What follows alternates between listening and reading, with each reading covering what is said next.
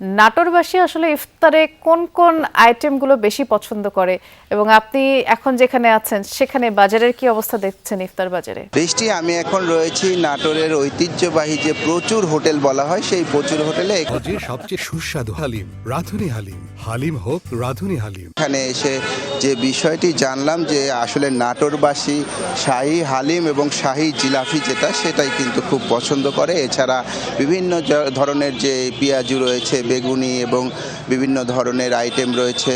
আমরা এখানে এসে দেখছি যে চানাচুর ভাজা থেকে শুরু করে বিভিন্ন আইটেম পছন্দ করছেন ক্রেতাদের।